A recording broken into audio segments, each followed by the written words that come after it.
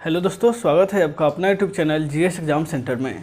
दोस्तों आज के इस वीडियो में परसेंटेज चैप्टर से महत्वपूर्ण प्रश्नों को कवर करेंगे जो आपके प्रत्येक प्रतियोगी परीक्षा के लिए काफ़ी महत्वपूर्ण है। दोस्तों यदि आप किसी भी कंपटीशन एग्जाम का तैयारी करते हैं तो आपको महत्वपूर्ण प्रश्न और शॉर्ट ट्रिक की आवश्यकता होती है, तो आप इस वीडियो को बिना स्किप किए हुए अंत तक जरूर देखिएगा क्योंकि ये वीडियो आपके लिए काफ़ी उपयोगी है। दोस्तों ये प्रत्येक प्रश्न कई बार प्रतियोगी परीक्षा में पूछे जा चुके हैं और बार बार पूछे जाने की संभावना भी है, इसलिए आप इस वीडियो को बिना स्किप किए अंत तक जरूर देखिएगा। और यदि वीडियो अच्छा लगे तो वीडियो को लाइक कीजिएगा।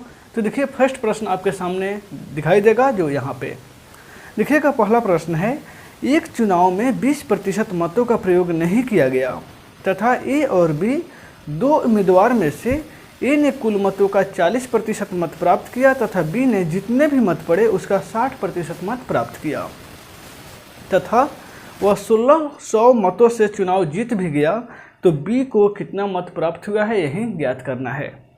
तो प्रश्न में आपको सबसे पहले कह देता है कि जितना भी चुनाव पड़ा उसमें से 20% जो मत है वह नहीं दिया गया, यानी कि चुनाव में 20% मत डाला ही नहीं गया। तो सबसे पहले यदि मत की संख्या 100 मानते हैं तो उसमें से 20 को मत तो निकाल देना होगा क्योंकि 20 मत नहीं पड़ा है, यानी कि 20% मत जो है नहीं पड़ा है। तो आप देखिए प्रश्न नंबर 1 है, मान लीजिए कि मत की संख्या 100 है तो ए का मत कितना हो जाएगा।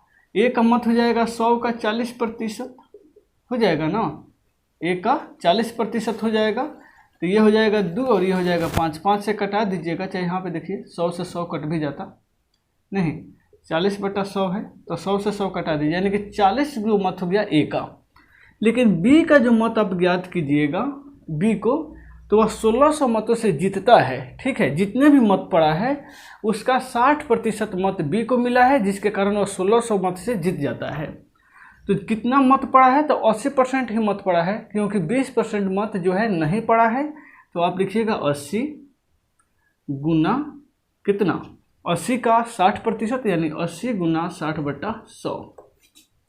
ये दोनों जीरो से कट जाएगा, यानी कि 8 छक 48। 48 मत बी को मिला और ए को जो है 40 मत मिला। ठीक है, यदि मत की संख्या 100 मानते हैं तो लेकिन यह जो है 1600 मतों से जीत जाता है, तो इसके कुल मत कितना होगा, तो आप ज्ञात कीजिएगा कुल मत। किसका, बी का कुल मत निकालिएगा। तो क्या हो जाएगा 48/48 - 40 गुना कितना, 1600 मतों से जीतता है।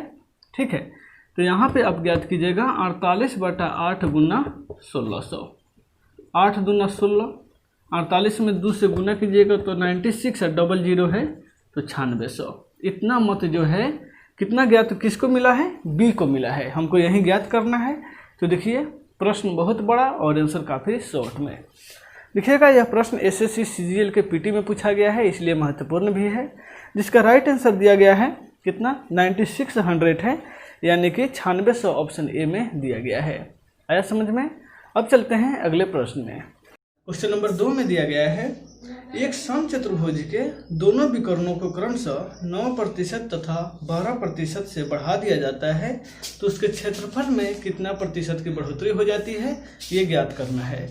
यदि आपको कोई आकृति में लगातार 2 भुजाओं में वृद्धि की जाती है, या विकर्ण हो या लंबाई चौड़ाई हो, तो ऐसे प्रश्न को देखिए कैसे बनाते हैं। काफ़ी शॉर्ट ट्रिक में बनाएंगे। देखिएगा यह प्रश्न जो है बैंक पीओ में पूछा गया है, तो इसलिए महत्वपूर्ण भी है। क्वेश्चन नंबर 2 में दिया गया है, उसका लंबाई को बढ़ाया जाता है, लंबाई को कितना बढ़ाया जाता है 12% और चौड़ाई को कितना बढ़ा दिया जाता है, सॉरी विकर्ण है ना, एक आकृति में 2 विकर्ण है समलंब चतुर्भुज में। ठीक है, समचतुर्भुज में 2 विकर्ण है, एक की लंबाई जो है जितना भी है उसका 9% बढ़ा दिया जाता है और दूसरे को जितना भी है उसका 12% बढ़ा दिया जाता है। तो ऐसे प्रश्न को बनाइएगा, x + y + x/y/100। यदि लगातार कोई भी बढ़ोतरी की जाती है, चाहे वह विक्रयमूल में हो, चाहे क्रयमूल में हो, चाहे आकृति में लगातार 2 वृद्धि हो, तो आप इसको ऐसे ट्रिक पर बना सकते हैं, x + y + x गुना y/100। ठीक है, जैसे में यहाँ लगातार दो वृद्धि दी गई है, एक 9% और एक 12%। तो 9% को x मान लीजिए और 12% को y मान लीजिए। तो देखिए x हो जाएगा यानी 9 + 12 + 9 × 12/100। ठीक है, 12 9 कितना हो गया 21 प्लस ये हो जाएगा 12 9 108/100। देखिएगा 21 प्लस 108 से इसमें भाग दीजिएगा 108 में तो कितना हो जाएगा 1.08। दो जीरो है तो नीचे दशमलव में 2 अंक बढ़ जाएगा, यानी कि 22.08% उसमें क्षेत्रफल में क्या हो जाएगा वृद्धि हो जाएगा। 22.08% इसका राइट आंसर होगा। आया समझ में? तो आपको जो है ये सूत्र वाला यानी कि x + y + x × y/100 ये याद रखना है। यदि आपसे ऐसा प्रश्न पूछा जाता है बढ़ोतरी वाला में लगातार 2 बढ़ोतरी, तो आप उस प्रश्न में ऐसे यूज कर सकते हैं, चाहे वह क्षेत्रफल हो या भुजा की लंबाई हो या यदि किसी वस्तु में दाम की बढ़ोतरी की गई हो या क्रयमूल्य में दाम की बढ़ोतरी की गई हो। तो ऐसे प्रश्न को आप इसी ट्रिक पर बनाइएगा, इसलिए यह महत्वपूर्ण है। तो देखिए इसका आंसर 22.08% दिया गया है ऑप्शन सी में, यानी कि ऑप्शन सी इसका राइट आंसर होगा। है समझ में? तो दोस्तों वीडियो अच्छा लग रहा है तो एक लाइक जरूर कीजिएगा। चलते हैं अगले प्रश्न में।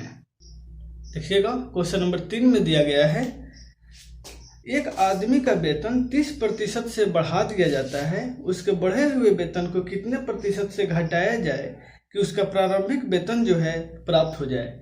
यानी कि कोई व्यक्ति का वेतन एक सीमित है, उसको 30% बढ़ा दिया जाता है और फिर उसको कितना प्रतिशत घटाया जाए कि वो पहले का जो वेतन था उस पर आ जाए। ठीक है, ऐसा प्रश्न क्रय विक्रय से संबंधित भी पूछ लिया जाता है कि कोई वस्तु को 20% से या 30% से बढ़ाया जाता है, फिर उसको कितना प्रतिशत से कम किया जाए कि वो उतने पर आ जाए।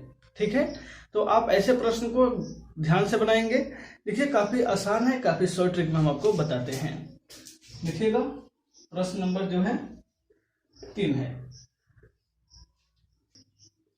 ठीक है, बढ़ाना है कितना 30%, तो बढ़ोतरी जो होती है वह 30% होती है, तो 30/130। और यदि कमी होती 30% घटाया जाता तो 30/70 हो जाता, नहीं नीचे और गुना 100। आप इसको सॉल्व कीजिएगा तो देखिए 0 से 0 कट गया, यानी कि 300/13। अब आप इसका पूर्णांक भी तोड़ के लिख दीजिएगा, नहीं तो यह भी आपका प्रतिशत में आंसर निकल गया। पूर्णांक तोड़ के लिखिएगा तो ये हो जाएगा आपको 3 × 9, यानी कि 1.1/13, यानी कि 23.1/13% इसका राइट आंसर होगा। आया समझ में? तो इस प्रकार आप सॉल्व कर सकते हैं। मात्र देखिए एक लाइन का इसका प्रश्न है। यदि आपसे पूछा जाता है कि किसी वस्तु को 25% से बढ़ा दिया जाता है, 25% से बढ़ा दिया जाता है, सबसे पहले आप इसके आंसर देख लीजिए इतना दिया है कि नहीं। 23.1/13 जो है ऑप्शन बी में दिया गया है, इसका अर्थ है ऑप्शन बी राइट आंसर होगा। यदि आपसे पूछा जाता है कि कोई वस्तु को 25% या 20% से बढ़ा दिया जाता है, तो फिर उसको वापस लाने में कितना प्रतिशत की कमी करनी होगी, तो ऐसे प्रश्न को देखिए। यदि 20% से बढ़ाया जाता है तो 20/120 कीजिएगा और गुना 100 कर दीजिएगा। ठीक है, तो आप इसको हल कर दीजिएगा तो 2 × 6 = 12, 6 बटे यानी कि 50/3 हो जाएगा, जो 16.2/3% के बराबर होगा।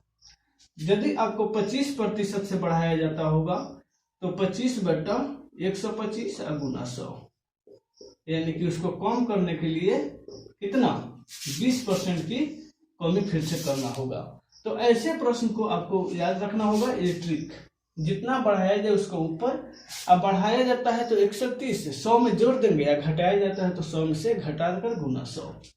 ऐसे आप आंसर निकाल सकते हैं कोई भी प्रश्न का। ये महत्वपूर्ण प्रश्न है, इसलिए आपको बेहतरीन ढंग से इसको समझना चाहिए। अब चलते हैं अगले प्रश्न की तरफ। देखिएगा क्वेश्चन नंबर 4 में दिया गया है, मिस्टर यादव अपनी मासिक आय का 60% विद्युत उपकरण पर खर्च करता है तथा शेष का 50% वह कपड़े तथा यातायात पर खर्च करता है। यदि वह प्रति वर्ष 48,456 रुपये का बचत करता है तो कपड़े तथा यातायात पर कितने रुपए वह खर्च करता है, यही आपको ज्ञात करना है। प्रश्न थोड़ा सा लंबा है, लेकिन यह बैंक पीओ में पूछा गया है, इसलिए महत्वपूर्ण है। तो ध्यान दीजिएगा। देखिए, कुल जो है मासिक है उसका कितना है, जो आपको ज्ञात नहीं है, लेकिन 60% वह विद्युत उपकरण पर खर्च करता है, यह बताया गया है। तो मान लीजिए जो बचत करता है कितना, एक वर्ष में 48,456 रुपया बचत करता है। देखिएगा, क्वेश्चन नंबर 4 में दिया गया है, एक वर्ष में कितना बचत करता है, 48,456। ये क्या है, बचत है, बचत। तो आय ज्ञात कर सकते हैं, मासिक बचत। मासिक बचत में क्या कीजिएगा आप, 48,456 से 12 से भाग दे दीजिएगा ना। तो 12 से भाग दीजिएगा तो 12 चौका 48, 2 अंक कट गया तो 0 हो जाएगा डायरेक्टली, नहीं। और फिर 45 है तो 12 तिया 36 और 12 अट्ठे 96, यानी कि इतना रुपया जो है उसका मासिक बचत हो गया। एक महीना में वह बचत करता है, लेकिन ये पता नहीं है कि वो आय उसका कितना है। तो आय आपको क्या मानना होगा, थोड़ा सा लॉन्ग है। मान लीजिए कि आय उसका 100 रुपया है और इसका 60% वह बिजली पर खर्च करता है।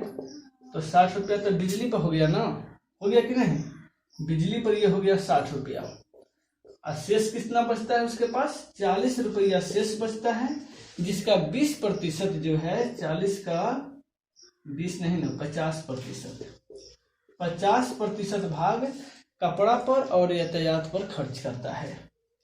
तो इसका 5 चौका 20 रुपया तो यही हुआ, कपड़ा पर और यातायात पर। कितना पर, कपड़ा प्लस यातायात, नहीं। अब उसके पास बचत कितना हो गया, बचत अब उसके पास जो है कितना रुपया बच गया, तो 20 रुपया ये हो ही गया। तो 20 में से 20 को घटा दीजिएगा तो नहीं ना, 40 में से 20 को घटा दीजिएगा तो 20 रुपया ना बच गया भैया।